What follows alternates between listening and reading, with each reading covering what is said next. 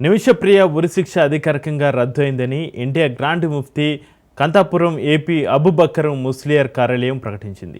ఇక నిమిషప్రియ మరణశిక్ష ఇంతకు ముందు తాత్కాలికంగా సస్పెండ్ అయింది. ఇప్పుడు పూర్తిగా రద్దు అయింది.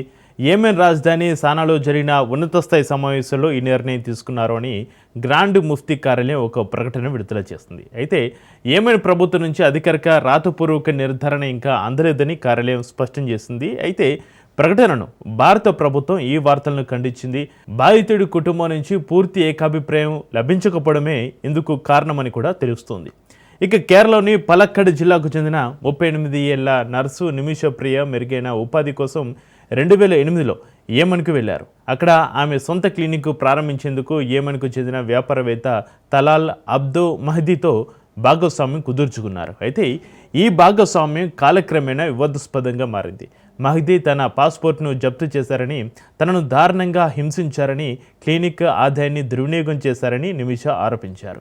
2017లో తన పాస్పోర్ట్ను తిరిగి పొందేందుకు మహదీకి సెడెన్టివ్స్ ఇంజెక్ట్ చేసింది. ఈ ప్రయత్నం దురదృష్టవశాత్తు మహదీ మరణానికి దారితీసింది.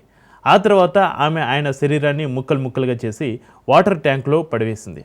ఈ కేసులో 2018లో అరెస్ట్ అయిన నిమిష ఆ తర్వాత దోషిగా తేలింది. 2020లో సనా ట్రయల్ కోర్టు ఆమెకు ఉరిశిక్ష విధించింది.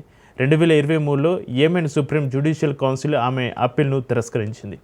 ఇక ఈ ఏడాది జూలై 16న నిమిషప్రియ ఉరిశిక్ష అమలు కావాల్సి ఉండగా గ్రాండ్ ముఫ్తీ ముస్లియార్ యెమెన్ అధికారులకు చేసిన విజ్ఞప్తి భారత ప్రభుత్వ దౌత్యపరమైన జోక్యంతో ఈ శిక్షను తాత్కాలికంగా నిలిపివేశారు. తాజాగా ఈ శిక్ష పూర్తిగా రద్దు అయినట్టుగా వార్తలు వచ్చాయి.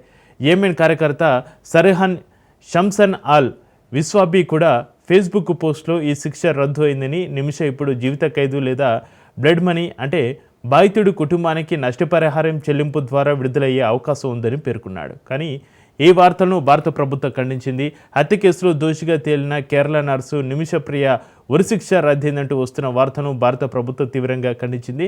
నిమిషప్రియ కేసుపై కొందరు వ్యక్తులు పంచుకుంటున్న సమాచారం పూర్తిగా తప్పు అని భారత విదేశాంగ మంత్రిత్వ శాఖ స్పష్టం చేసింది.